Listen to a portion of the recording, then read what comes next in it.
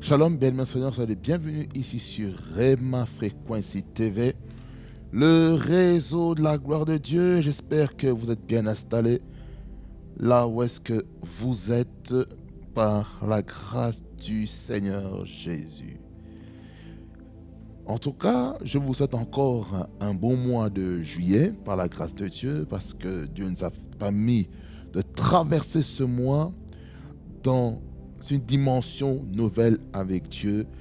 Et je sais une chose, que lorsque Dieu est avec nous, il est capable de faire des choses nouvelles dans nos vies. Et c'est pour ça que nous allons remettre ce temps entre les mains de Dieu, afin que Dieu puisse nous parler, puisse nous instruire, afin que nous soyons vraiment édifiés. Parce que Dieu veut qu'on soit édifié en tout temps, en toutes circonstances. Amen. Nous prions. Seigneur Jésus-Christ, toi le roi des rois, le Seigneur des seigneurs, le guide parfait, le Dieu qui nous donne l'opportunité d'être dans ta présence et de faire les choses comme toi tu veux. Merci Seigneur pour ton amour. Merci Seigneur pour ta bonté. Merci pour ta grâce. Merci pour ta faveur. Merci Dieu très haut, le Dieu des esprits des prophètes. Repokoti Yamana Sage.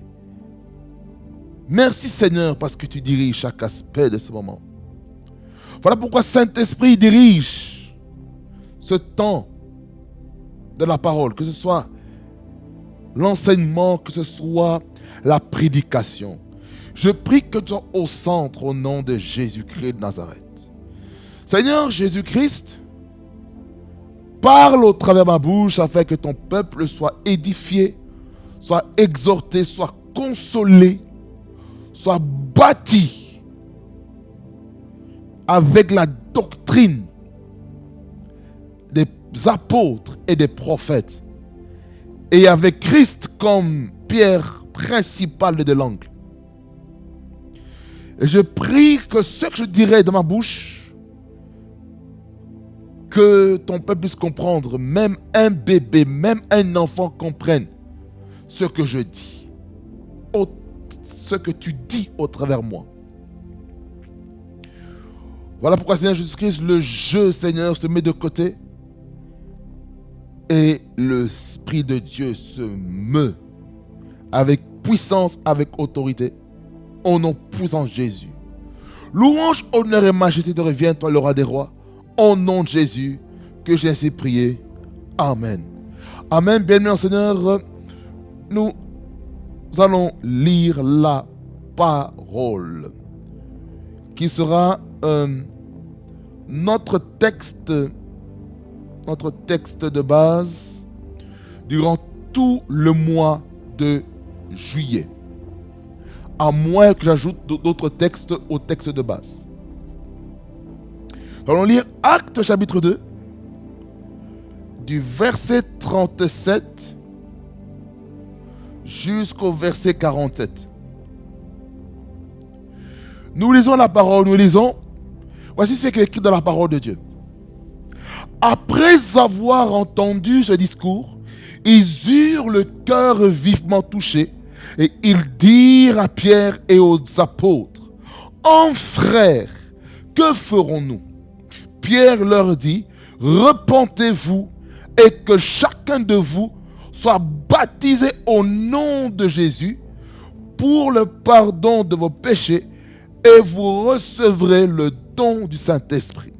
Car la promesse est pour vous, pour vos enfants et pour tous ceux qui sont au loin, en aussi grand nombre que le Seigneur notre Dieu les appellera. » Et par plusieurs autres paroles, il les conjurait et les exhortait, disant: « Sauvez-vous de cette génération perverse. » Ceux qui acceptèrent sa parole furent baptisés, et en ce jour-là, le nombre des disciples augmenta d'environ 3000 âmes.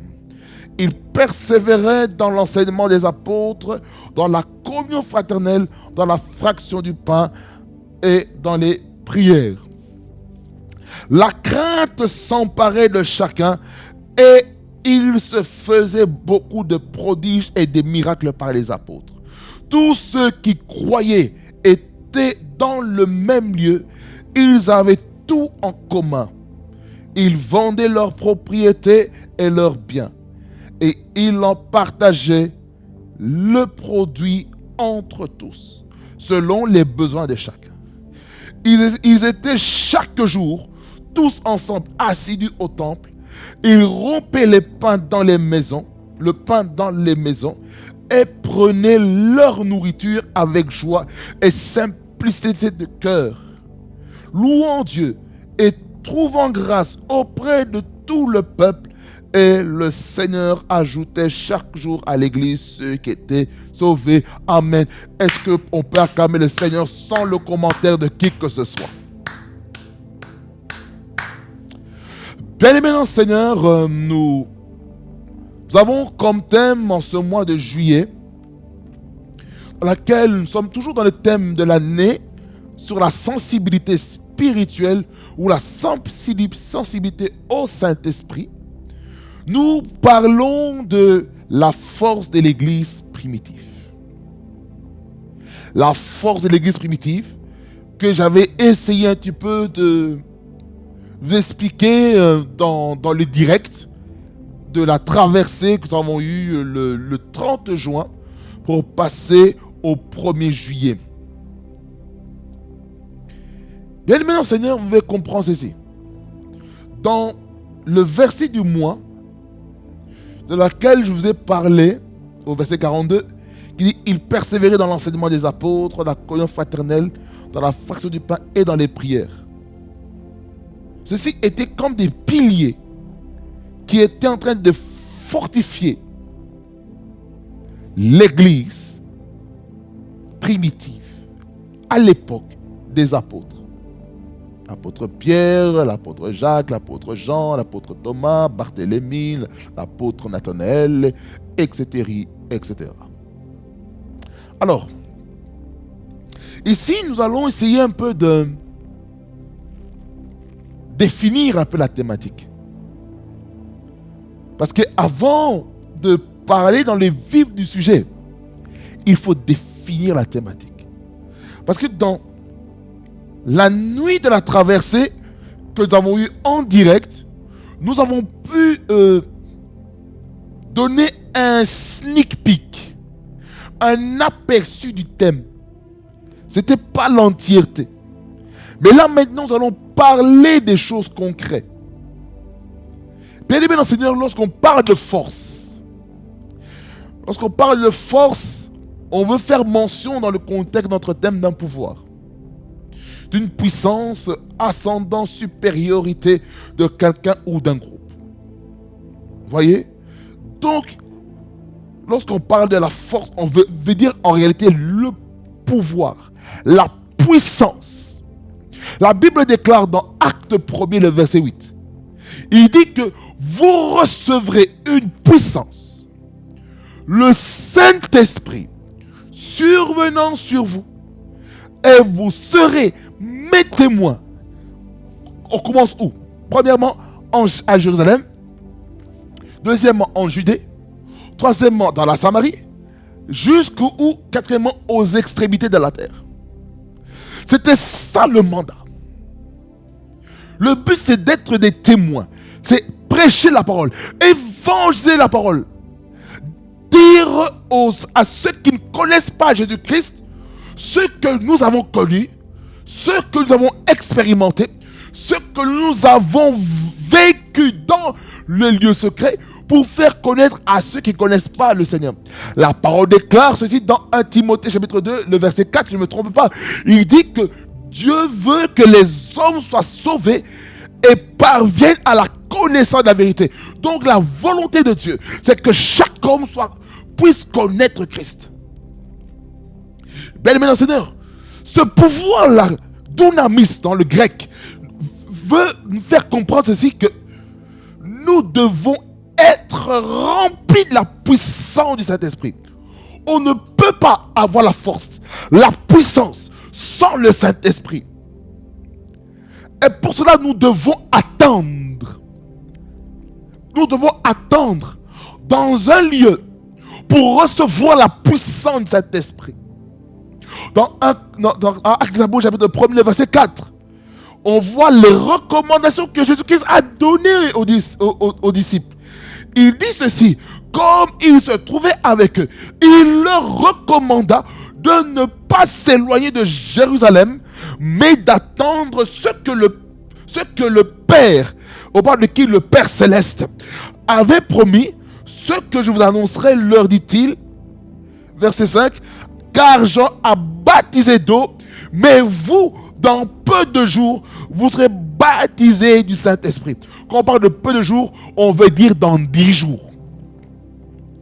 Parce que dans Acte 1er, nous sommes en train de voir l'ascension.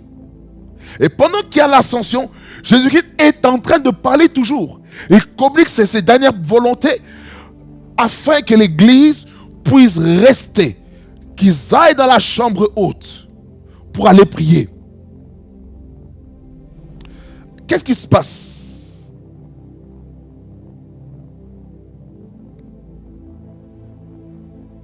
On voit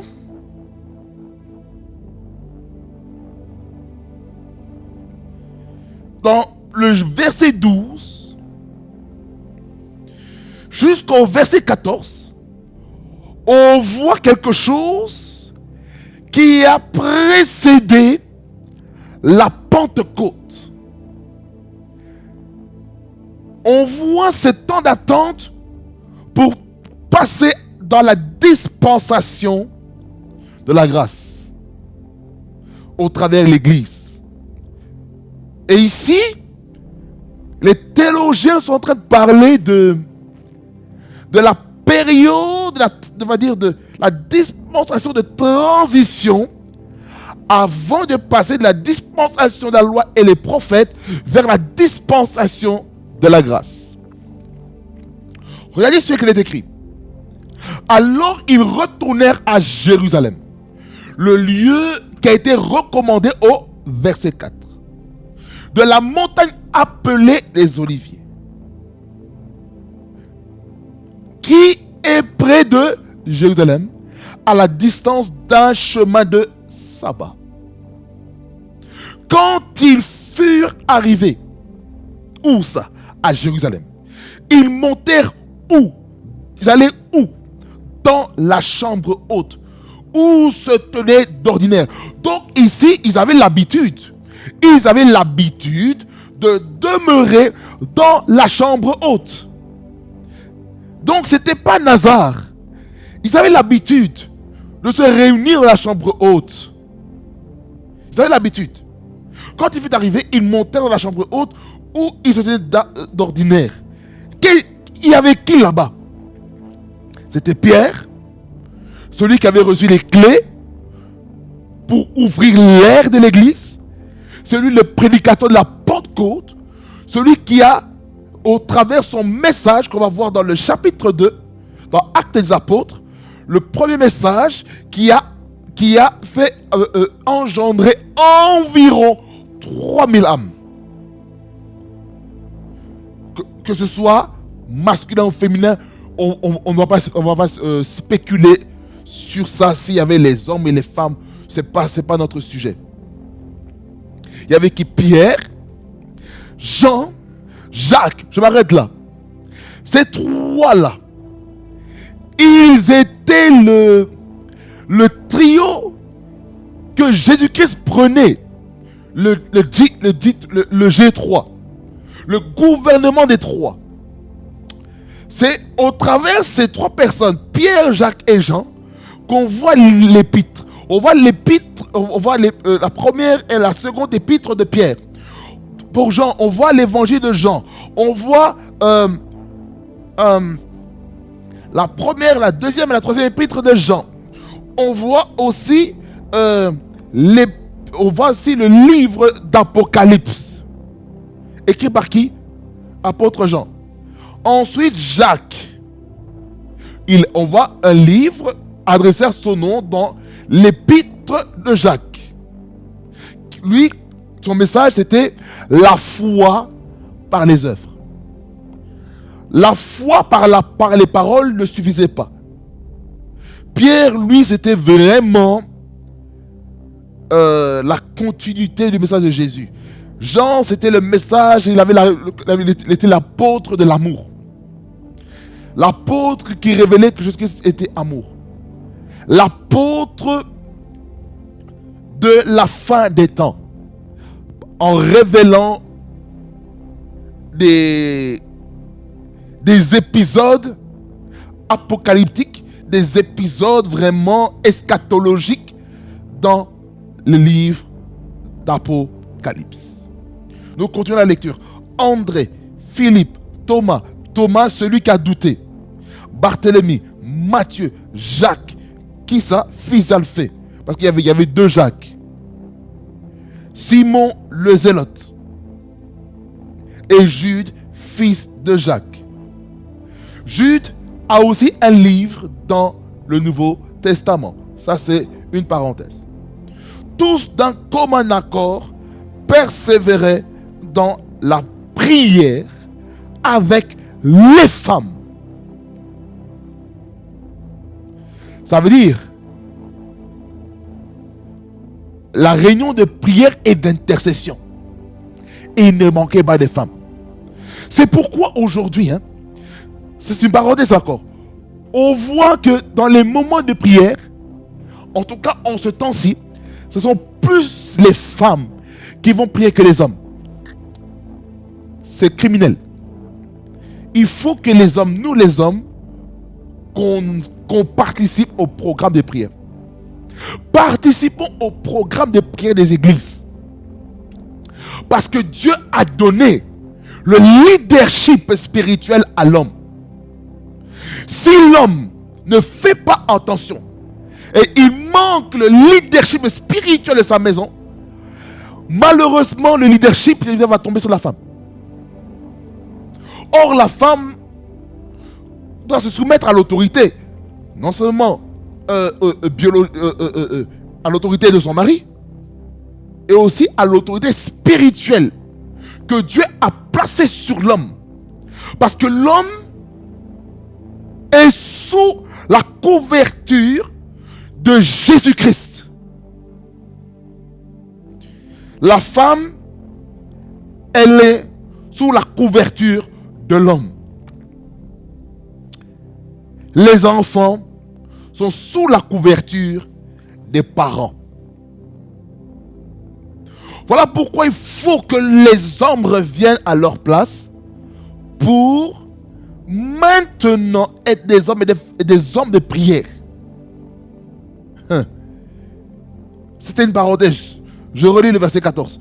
Tous d'un commun accord persévéraient dans la prière avec les femmes et Marie, mère de Jésus, et avec les frères de Jésus. Voyez? La prière. En respectant les instructions. Mais les disciples, ils étaient à 11. Il fallait un remplacement. Et on voit à partir du verset 15, jusque vers la fin, un temps de prière maintenant pour choisir le remplaçant de Judas Iscariote, qui a trahi Jésus. Et là, il a fallu maintenant qu'il y ait de l'ordre dans le gouvernement des 12, en plaçant Matthias. Parce qu'il a participé à la doctrine de Christ, il a vu les souffrances de Christ, il était le témoin de la résurrection de Christ, et il a été trouvé dans cette position. Et puis, dans Acte 2, on voit maintenant la naissance de l'Église. Et l'Église, du mot grec ecclésio, qui se subdivise en 2 mots, et ekkaleo, qui veut dire appelé hors d'eux. Donc l'Église est appelée hors du monde pour racheter ceux qui sont perdus dans le système du monde, pour les ramener dans la bergerie, parce que Jésus-Christ, il est le bon berger qui prend soin des brebis. Et Jésus-Christ, comme je vous ai enseigné le mois dernier sur la révélation du tabernacle à la lumière de Jésus-Christ, c'est que Jésus-Christ, il est la porte des brebis. Ça veut dire que toute brebis qui veut entrer dans la bergerie doit entrer par la porte. Vous voyez? Alors, l'église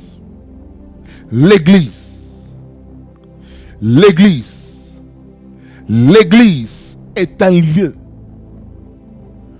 où nous recevons non seulement l'instruction par les prédications, l'enseignement, le discipulat, le mentorat, les temps de louange, d'adoration, des temps sociaux. Je parle de la communion fraternelle. Peu importe les formes, l'église est le fruit de Jésus. L'église est l'épouse de Jésus-Christ. Mais là maintenant, l'église est en période de fiançailles. Quand est-ce que le mariage sera effectif avec l'agneau? C'est quand l'église sera enlevée. Je parle de ceux qui seront prêts à l'enlèvement. Mon frère, ma soeur, seras-tu prêt quand Jésus-Christ te prendra? Seras-tu prêt quand le son de la trompette sonnera dans les nuits? Est-ce que ton esprit percevra le son de la trompette? Est-ce que tu seras enlevé? Mon bien-aimé, je te pose cette question. Est-ce que tu seras enlevé? Si tu seras enlevé, tu es béni. C'est pourquoi ceux qui savent, dans la position dans laquelle ils sont maintenant, s'ils savent qu'ils ne seront pas enlevés dans l'état actuel, mettons de l'ordre dans notre vie spirituelle. Quelqu'un dit Amen. Quelqu'un dit un puissant Amen. Mettons de l'ordre dans notre vie spirituelle. Je reviens encore un peu sur la puissance. Je reviens encore. Dans Matthieu 28, 19, on nous dit d'aller et de faire de toutes les nations des disciples, les baptisant au nom du Père, du Fils et du Saint-Esprit, et d'enseigner toutes les personnes qu'on rencontre selon les ordonnances, les enseignements que Jésus-Christ a donnés. N'est-ce pas? Dans Matthieu 16, 15 à 18,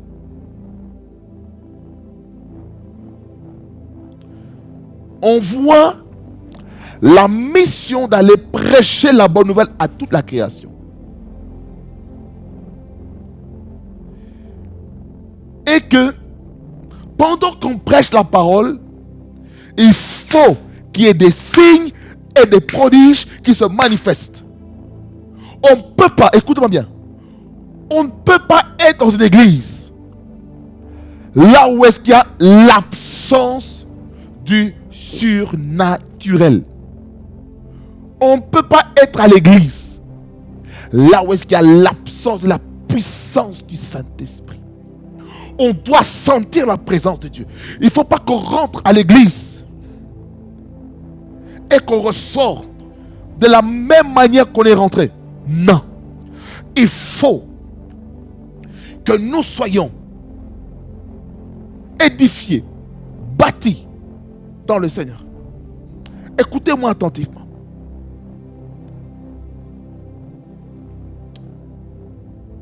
L'église encore, je reviens. L'église.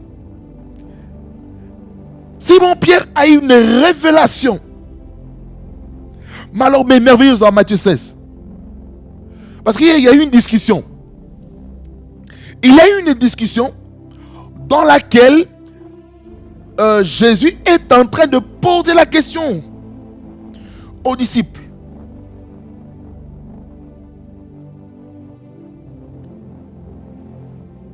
à partir du verset 13, on va aller jusqu'au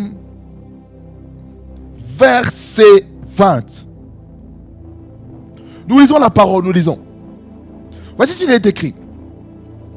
Jésus, étant arrivé dans le territoire de Césarée de Philippe, demanda à ses disciples, qui suis-je au dire des hommes, moi, le Fils de l'homme? Arrêtons-nous ici pour le moment. Jésus-Christ, il est en train de poser la question. Qu'est-ce que les autres disent de moi? Comment m'appellent-ils? Quelle est la révélation du peuple, les gens qui sont en dehors de vous? Le gouvernement de 12. Qu'est-ce qu'ils disent de moi en fait? Continuons la lecture. Verset 14. Ils répondirent, les uns disent que tu es Jean-Baptiste. Jean-Baptiste, celui qui baptise les gens d'eau pour le péché, pour l'abandon du péché, pour préparer le sentier à recevoir le baptême Saint-Esprit. Les autres, Élie, le prophète.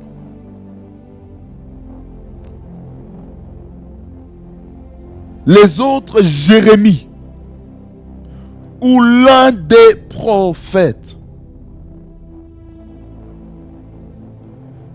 Verset 15.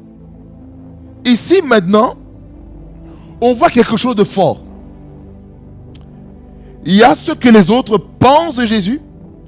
Maintenant, vous, il dit, verset 15, et vous, leur dit-il, qui dites-vous que je suis? En d'autres termes, ça veut dire, vous qui vivez avec moi. Vous qui avez marché avec moi. Vous qui avez voyagé avec moi. Vous qui êtes partis en mission, en voyage missionnaire avec moi. Qui dites-vous que je suis? Quelle est la révélation que vous avez de moi? Oh Jésus. Ce texte-ci me pousse à faire une seconde édition sur le disciple-là. Et par ricochet aussi sur la relation père-fils spirituelle. Édition 2. Ça, c'est l'année prochaine. Et vous, leur dit-il, qui dites-vous que je suis? Mon bien-aimé, ma bien-aimée, tu dois avoir la révélation de ton leader, de ton pasteur, de ton père spirituel. Tu dois avoir la révélation de qui il est. Qui est-il pour toi? Ici, on parle de Jésus. Qui est Jésus pour les disciples?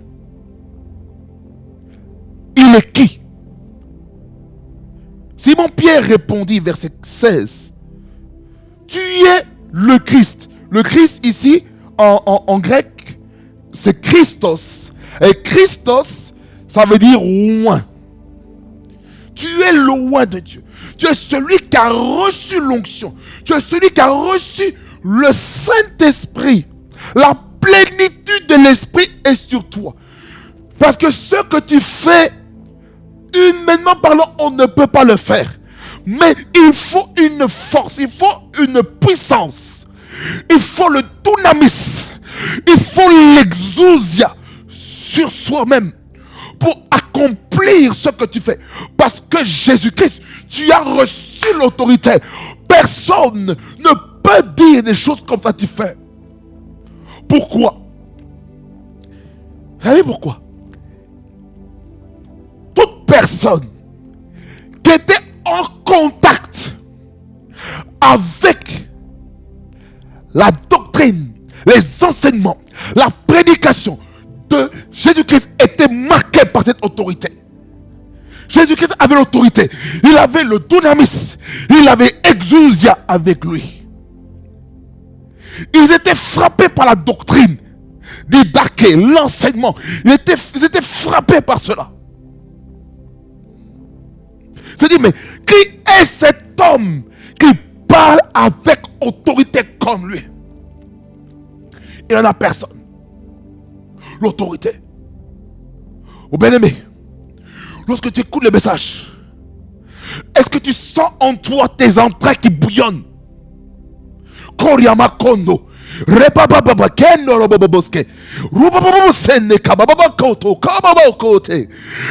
que tu sens tes entrailles en train de bouger lorsqu'on prêche?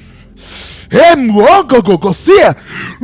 que tu sens tes entrailles en train de tressaillir lorsqu'un prédicateur est en train de prêcher? Il faut que tes entrailles bougent. Tu dois sentir comme quelque chose qui te pousse à écouter encore plus ce prédicateur, plus cet enseignant, loin du Saint-Esprit, authentiquement, et qui a reçu un mandat venant de Dieu. Écoutez-moi bien, il y a des gens qui ont reçu la consécration depuis le sein maternel comme Jérémie. Dans Jérémie 1er, verset 5, on nous parle de la consécration en tant que prophète de Jérémie. Depuis où? Le sein maternel. Ça veut dire par là quoi il y a des grossesses qui sont très spéciales pour les mamans. C'est pourquoi quand les mamans reçoivent une grossesse spéciale, attendez-vous qu'il y ait des combats face à cette grossesse spéciale. Quelqu'un dit un amen puissant. Est-ce que quelqu'un dit un amen puissant? Là où est-ce qu'il est maintenant derrière son écran? Simon-Pierre répondit: tu es le Christ, le Fils du Dieu vivant. Cette révélation a fait quoi? À partir du verset 17. Qu'est-ce qu'il dit? Jésus, reprenant la parole, lui dit: tu es heureux.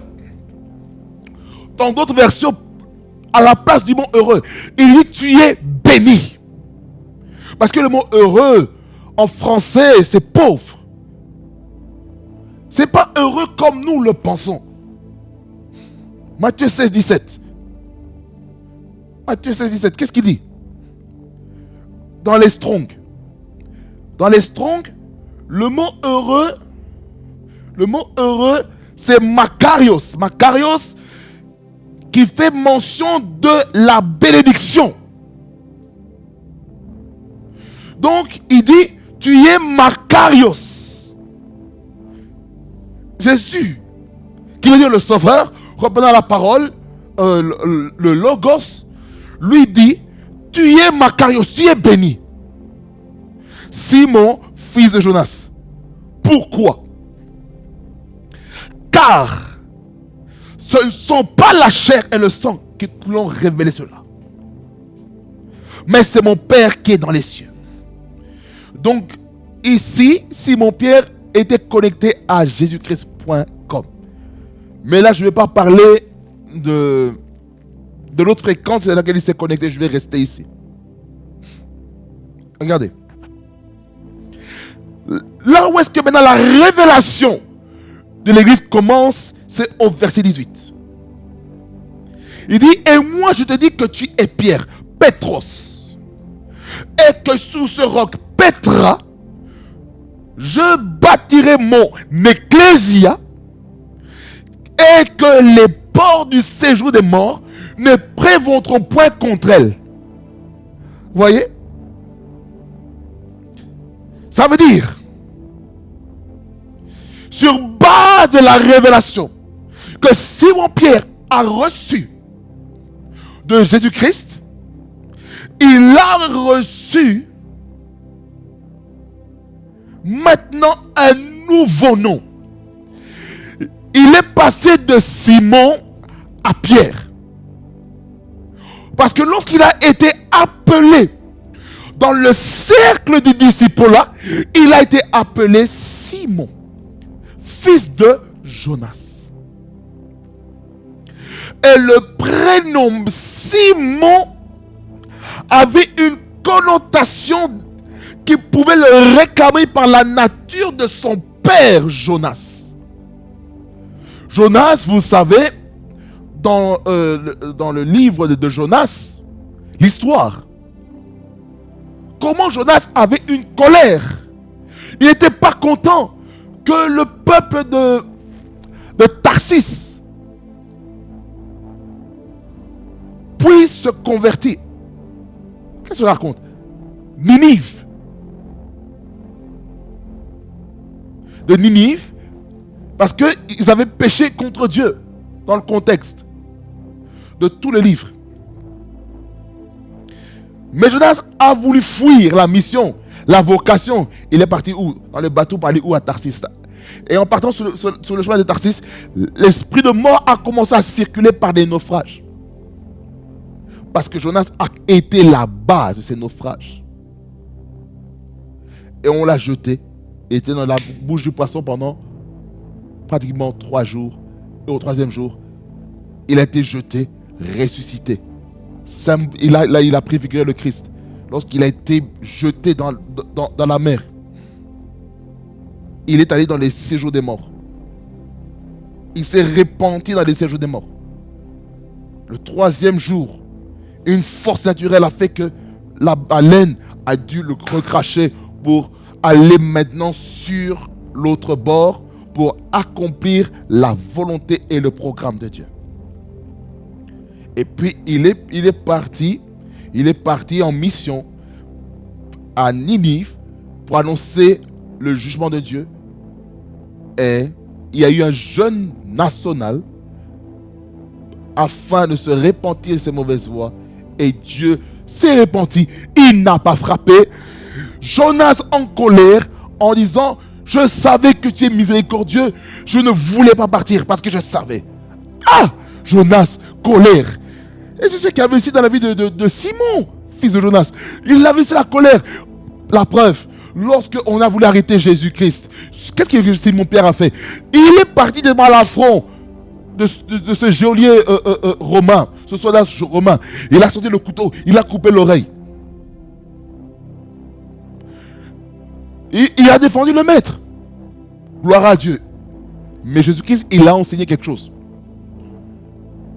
Celui qui tue par l'épée périra par l'épée. Ça veut dire ceci, bien-aimé Seigneur. Ne faisons pas justice nous-mêmes. Laissons Dieu faire justice lui-même. Car il est le juste juge. Nous, est-ce que nous sommes le juste juge? Même si, au niveau de la justice, il y a différents types de juges. Le bon comme le mauvais. Je vais vous dire, il n'y a qu'un seul juste juge.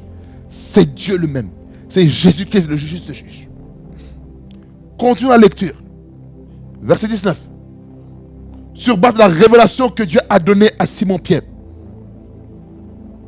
Je te donnerai les clés du royaume des cieux. Ça veut dire que... On continue. Je reste là encore ici. Ça veut dire ceci que l'apôtre Pierre a reçu les clés pour ouvrir l'air de l'église. Il a ouvert l'air de l'église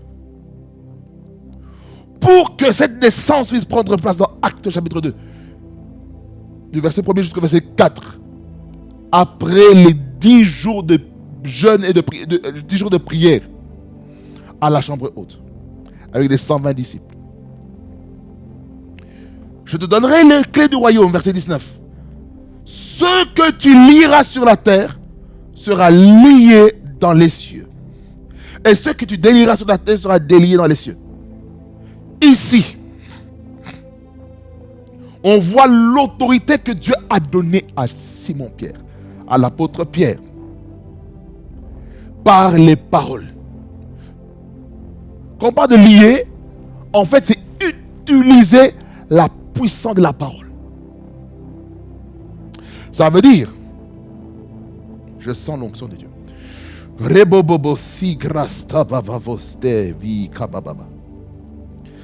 veut dire, s'il y a des choses compliquées, des situations difficiles que le diable a placées sur les enfants de Dieu, en tant que serviteurs de Dieu, nous avons la puissance dans nos bouches de délier toute personne que le diable a rendue captive.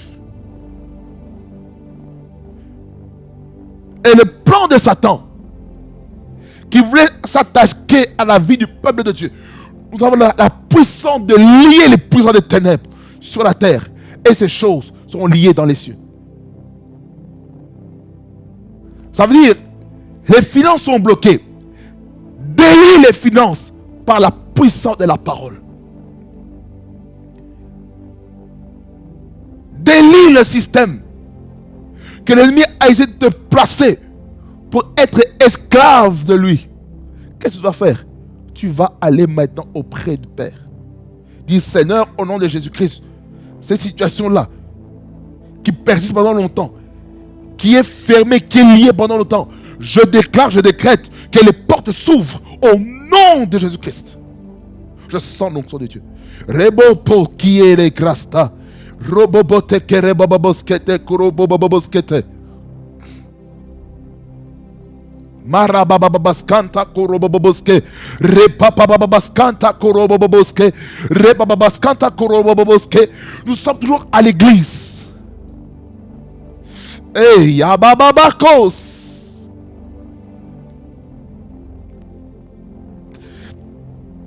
Shakarabababakos. L'église, c'est Christ manifesté en nous. Nous sommes des Christ. Nous sommes des dieux sur la terre. Étant donné que Jésus-Christ est Dieu, nous sommes les dieux sur la terre. Ouais. Nous sommes des dieux sur la terre. Nous sommes des dieux sur la terre. Jésus-Christ, il est le Seigneur des seigneurs. Nous, sur la terre, nous sommes des seigneurs. Nous sommes assis à la droite de Dieu le Père, en Christ. Oh, je suis en train déjà de révéler un peu le message déjà du mois d'août sur le contenu, les bénédictions spirituelles dans les lieux célestes. Jesus Christ. Je reviens au mois de juillet, mon gars. Karamangrosto kete kabako sobrati soba. Emuko vu vaka egevuma vodogos. Écoutez. Sur base de la révélation que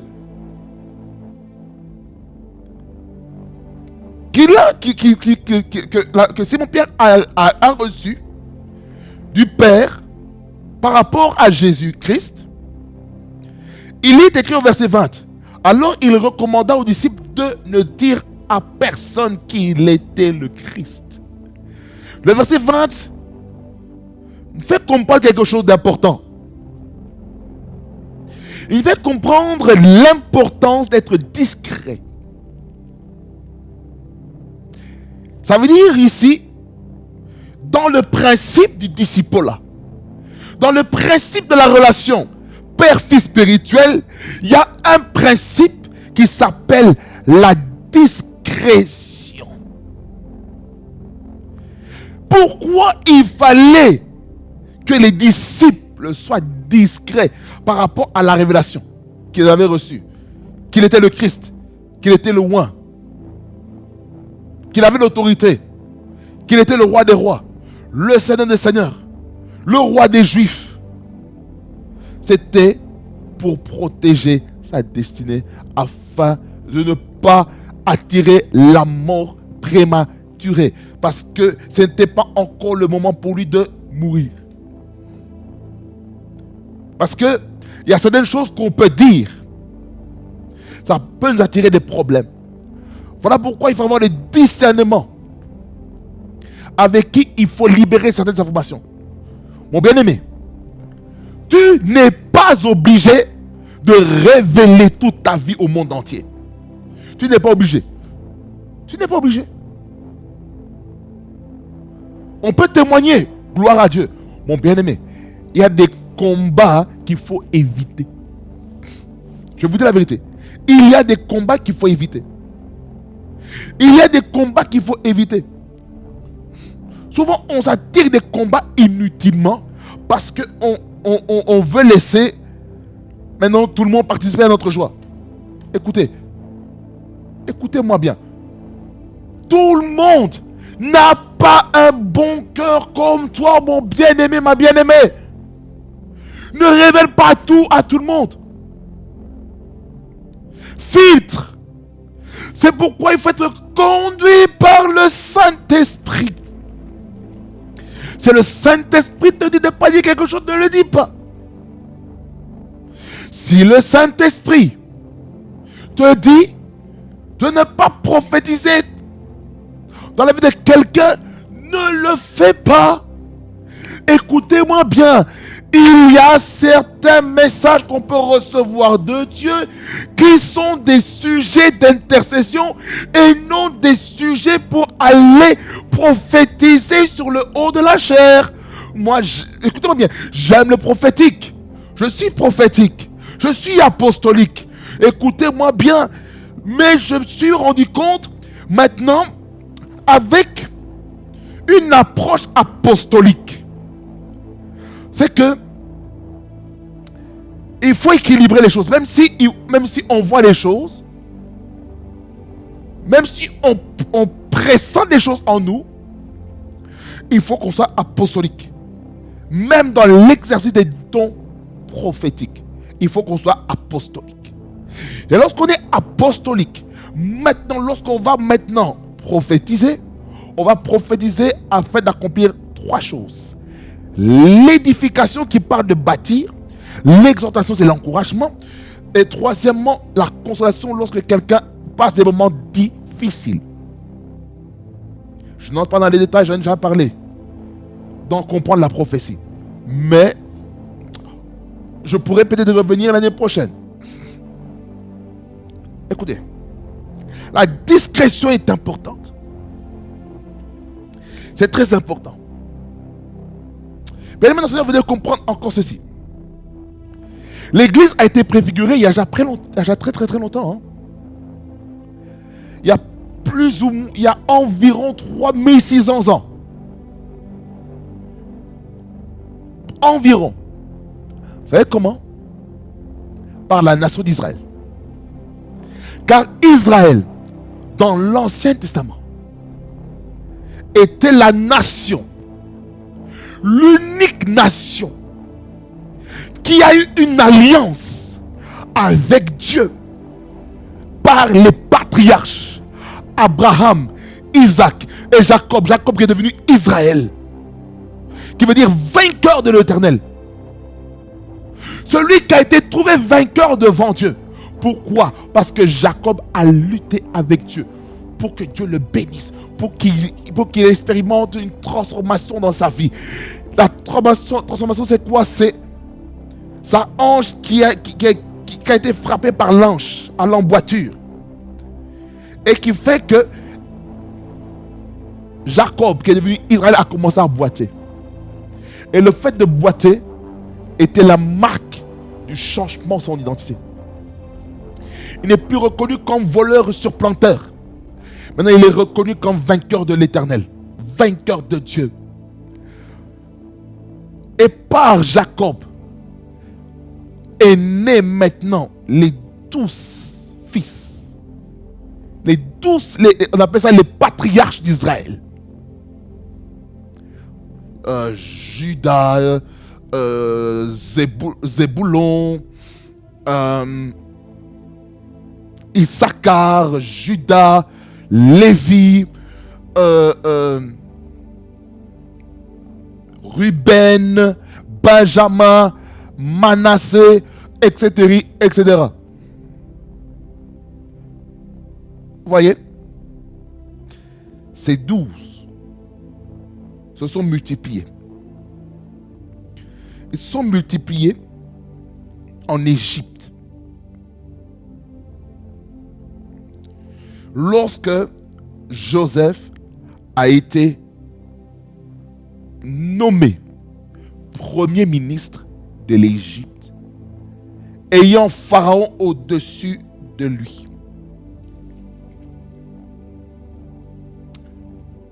Ça c'est dans Genèse chapitre 37. Allons-y.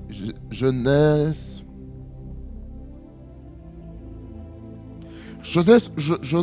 37, on voit Joseph vendu comme un esclave.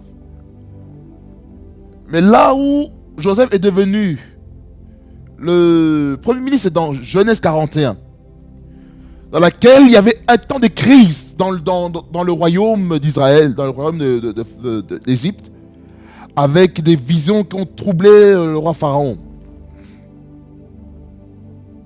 Ils ont été troublés et il fallait quelqu'un qui interprète le songe. Ce songe symbolisait 7 années d'abondance, 7 années de crise. Et dans les 7 années d'abondance, il fallait épargner 20% des récoltes sur tout le territoire. Afin que pendant le temps de crise, on allait aller dans les réserves pour nourrir la population. Je ferme la parenthèse, je retourne dans le message. Pour que cette nation d'Israël puisse se multiplier, celui qui a reçu les promesses, dans la dispensation de la promesse, dans Genèse chapitre 12, verset 1er jusqu'au verset 3, il dit ceci, l'Éternel dit à Abraham, va-t'en de ton pays, de ta patrie et de la maison de ton père, dans le pays que je te montrerai, je ferai de toi une grande nation. C'est là où on voit la multiplication de la nation. Et je te bénirai, je rendrai ton nom grand et tu seras de source de bénédiction. C'est pour ça qu'on dit que nous sommes les fils d'Abraham. Par Abraham qui a été celui qui a amené un vent dans les religions monothéistes telles que le christianisme, l'islam et le judaïsme. Comprenez ceci. Le christianisme et l'islam sont nés sur base du judaïsme. Donc, le judaïsme est la plus vieille religion monothéiste. Ensuite vient le christianisme, parce que le salut vient des Juifs, par Jésus qui était juif. Il n'était pas de ma race, mais moi tout ce que je sais, il mourut pour moi. C'est pourquoi il y a un chant qui est chanté par un auteur-compositeur que j'aime beaucoup, dans mon enfance, qui dit ceci.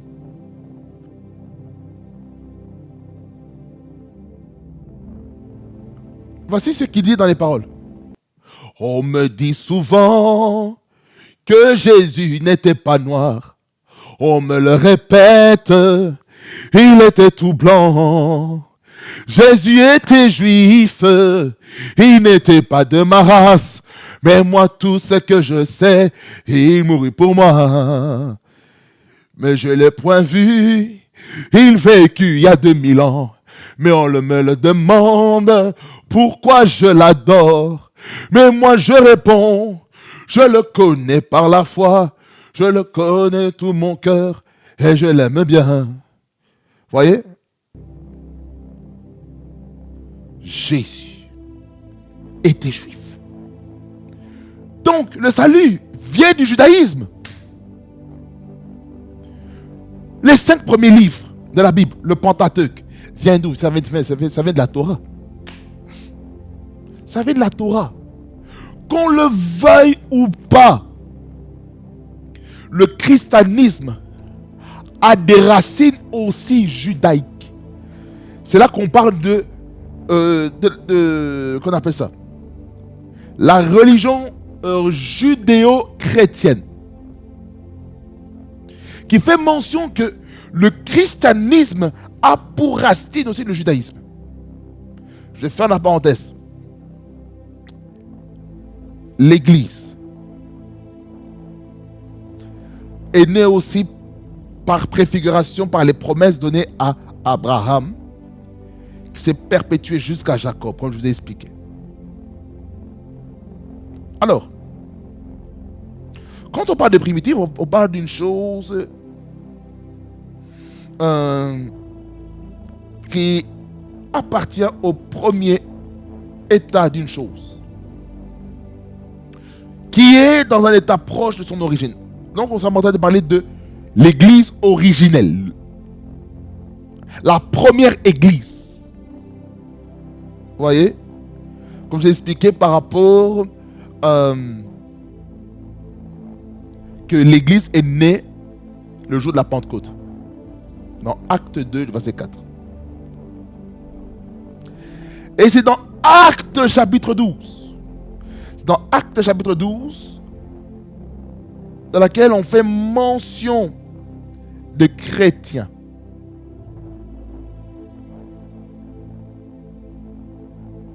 Non, ce n'est pas Acte 12. Mais tout est-il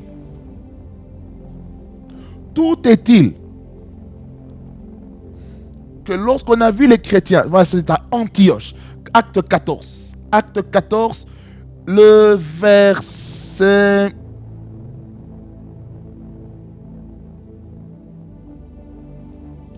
Acte 14. Karamando.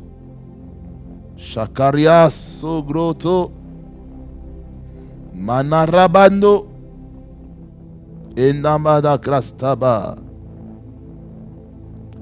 Makrastaba.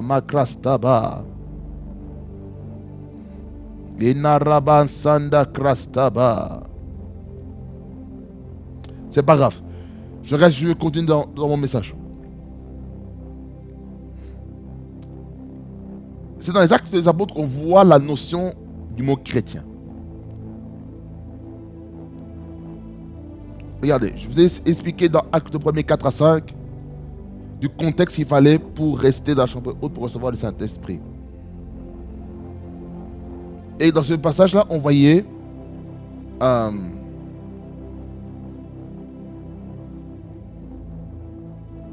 deux types de baptême. Dans Acte 1er, le verset 5, le baptême d'eau et le baptême Saint-Esprit. Nous n'allons pas en parler. Et pour que l'Église puisse se manifester, que ce soit extérieur comme intérieur, il fallait attendre le jour de la Pentecôte. Et c'est à partir du jour de la Pentecôte que l'Église est sortie dans Jérusalem pour prêcher les oracles du Seigneur.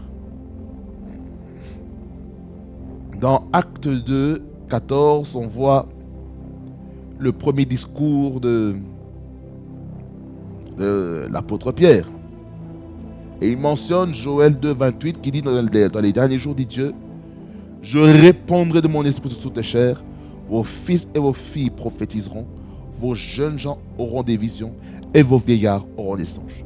Oui, sur mes serviteurs et mes servantes, je répandrai de mon esprit sur toute chair. Alors, bien aimés seigneurs, nous avons pu comprendre durant ce message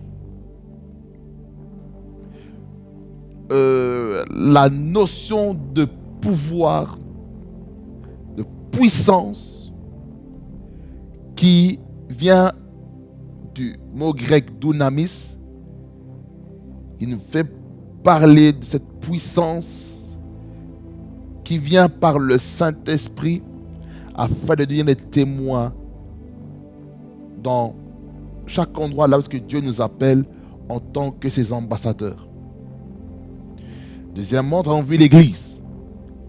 L'Église qui est appelée hors du monde pour sauver le monde de la loi du péché, de la loi du monde, des rudiments du monde, pour que les principes du royaume des cieux viennent dans la vie du peuple racheté. Et ceux qui sont appelés à rejoindre l'arche du salut. Et on a pu voir l'origine de l'Église dans le Nouveau Testament au travers de la révélation de Simon-Pierre, dans laquelle il a dit qu'il était le Christ. Et que cette révélation, Jésus-Christ qui est en train de dire, ça ne venait pas de la chair et du sang, mais ça venait du Père Céleste qui l'avait révélé. Et que sur base de cette révélation, Jésus-Christ a donné les clés à Simon-Pierre, et il a même changé son nom de Simon en Pierre, Il a dit que tu es pierre, que sur ce roc je bâtirai mon église, et les portes du séjour des morts ne prévaudront point contre elle. Bien-aimé Seigneur, peu importe les oppositions, les attaques qui peuvent arriver face à l'église, ils ne prévaudront point contre elle au nom de Jésus-Christ. On a pu voir la notion de primitive. Ce que ça voulait dire. Et par rapport à l'église encore, je reviens encore, on a vu un petit peu la loi de la première mention dans l'Ancien Testament au travers le peuple d'Israël, dans laquelle à maintes reprises on voit comment Dieu parle du peuple d'Israël comme son peuple. Ézéchiel 37, verset 12 jusqu'au verset 14, pour vous montrer ceci. Prophétise donc et dis-leur, ainsi parle le Seigneur l'Éternel. Voici, j'ouvrirai. Et là, je suis en train de prophétiser maintenant sur le peuple de Dieu pour ce mois de juillet aussi. Tandis que nous sommes en train de parler de la force de l'église primitive. Prophétise donc et dis-leur, ainsi parle le Seigneur l'Éternel. Voici, j'ouvre vos sépulcres. Je vous ferai sortir de vos sépulcres, ô mon peuple. Mon peuple ici, c'est le peuple d'Israël. Mais aujourd'hui, parce que nous sommes enfants de Dieu, nous faisons partie du peuple de Dieu aussi. Et je vous ramènerai dans le pays d'Israël. Et vous saurez que je suis l'Éternel lorsque j'ouvrirai vos sépulcres et que je vous ferai sortir de vos sépulcres, ô mon peuple. Combien de fois il a dit mon peuple? 2 fois. Verset 14. Je mettrai mon esprit en vous et vous vivrez. Et je rétablirai votre pays. Et vous saurez que moi, l'Éternel, j'ai parlé ainsi et j'ai agi ainsi. Amen. Amen. Dieu va vous restaurer. Ce n'était pas prévu. S'il y a quelque chose dans votre vie qui était mort, vous sentez des combats. Mon bien-aimé, ma bien-aimée, étant enfant de Dieu, c'est normal d'avoir des combats. C'est normal. Ne vous tracassez pas. Mais sachez une chose, mon bien-aimé, ma bien-aimée, que lorsqu'on est en Christ, nous sommes plus que vainqueurs par celui qui nous a aimés. Peu importe les combats, les oppositions qui peuvent se lever sur votre chemin, ils ne vous vaincront pas. Parce que celui qui vit en vous est plus fort que celui qui est dans ce monde. Amen. Peu importe les oppositions, les obstacles que vous pouvez avoir, vous aurez la victoire. Non, je ne vais pas dire vous aurez. Vous avez déjà la victoire. Au nom de Jésus-Christ. Étant donné que vous avez déjà la victoire, le roi des gloires est capable de faire des choses nouvelles dans vos vies. Au nom puissant de Jésus. Que le Seigneur vous bénisse abondamment, fasse beaucoup de bien. Et on se voit au prochain numéro pour commencer à parler maintenant des points essentiels qui a fait la force de l'église primitive. Amen. Nous prions. Seigneur Jésus, merci pour ce moment d'enseignement de ta parole. Merci Seigneur parce que tu nous as parlé, tu nous as conscientisé à plusieurs choses. Ça fait comprendre Seigneur sur le rôle de ta puissance et comment cette puissance est manifestée et quels étaient les éléments qui ont fait que cette puissance allait se manifester. Les instructions, les recommandations que tu donnes à l'église. Seigneur, il y a des recommandations que tu nous donnes. Parfois, Seigneur, nous ne prenons pas garde. Et nous passons à côté de ces recommandations, à côté des bénédictions, à côté des temps de visitation que Dieu avait réservés pour nous, à cause de la distraction, à cause du péché, à cause de la souillure, nous passons à côté de la visitation. Seigneur, aide-nous à être dans l'environnement qu'il faut pour vivre la grâce, la faveur divine. Au nom de Jésus. Au nom de Jésus. Merci Seigneur parce que tu m'as appelé.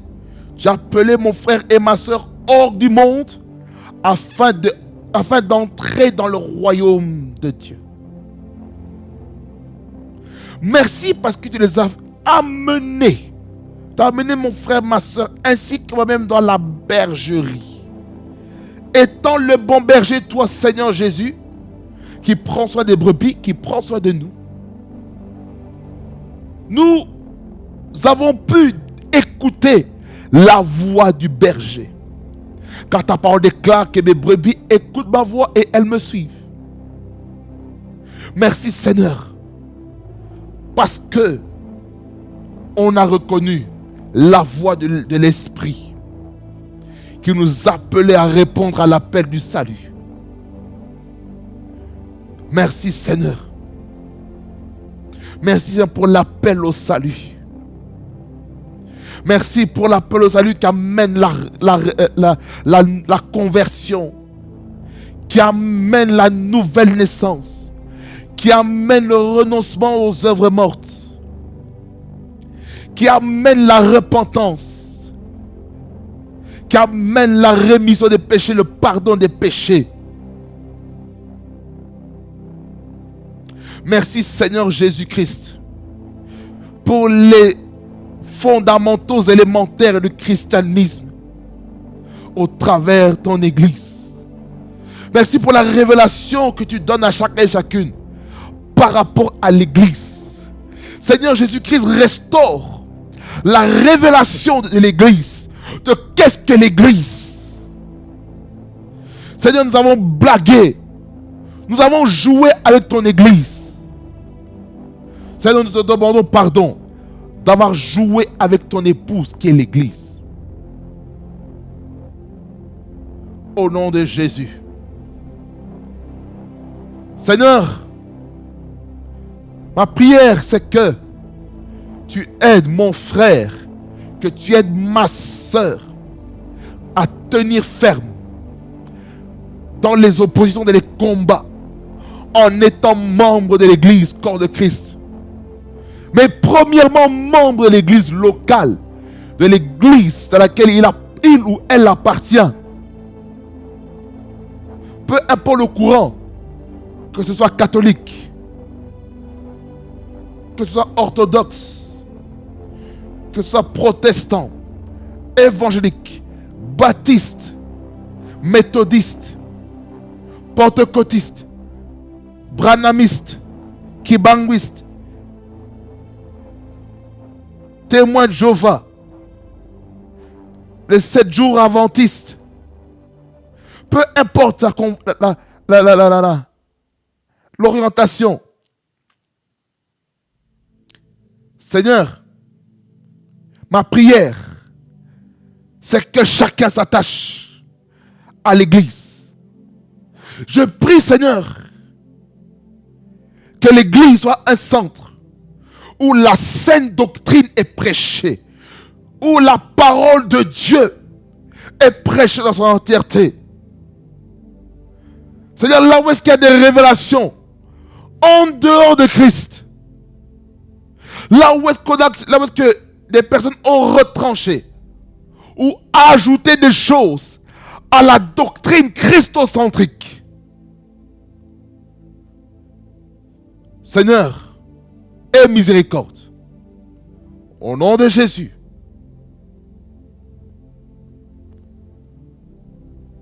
Et que chacun d'entre nous puisse s'identifier à Christ. Que nos vies soient fondées sur le roc qui est Jésus. Lui qui est la pierre angulaire. Merci Seigneur. Parce que ma vie est fondée sur les enseignements des apôtres et des prophètes, et Christ qui est la pierre angulaire, la pierre principale de l'angle. Au nom de Jésus. Au nom de Jésus. Donne-nous la force d'être l'église que toi tu attends. Une église sans scandale. Une église qui t'est agréable. Une église qui craint ton nom. Une église qui marche dans la crainte, dans la sainteté, dans la pureté. La sanctification n'est pas une option, elle est une obligation. Seigneur, enracine-nous en toi. Que nos fondements soient solides en toi, Seigneur. Seigneur, je prie que là où est-ce qu'on est venu à l'église pour des biens matériels, plutôt que d'avoir une relation avec toi, plutôt que d'écouter ta voix, Seigneur, pardonne-nous pour le motif par lequel nous sommes venus à l'église. Au nom de Jésus. Louange, honneur et majesté te reviennent, le roi des rois, le Seigneur des seigneurs. Régnant maître Jésus, le guide parfait, le roi des rois. Au nom de Jésus-Christ, que j'ai ainsi prié. Amen, amen, amen, amen, amen, amen, amen. Bien-aimé dans le Seigneur, je suis heureux pour ce message que nous avons eu aujourd'hui. Et je sais une chose, que ce temps-ci n'était pas un temps perdu, mais c'était un temps bénéfique, afin de comprendre ce qui fait la base, le fondement de l'Église. Amen.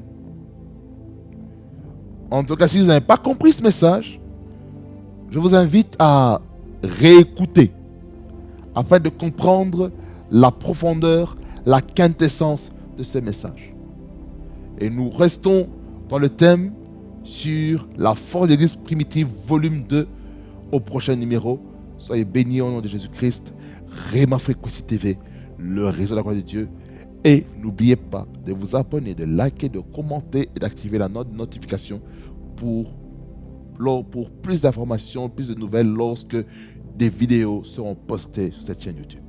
Soyez bénis de la bénédiction d'Abraham, d'Isaac et de Jacob.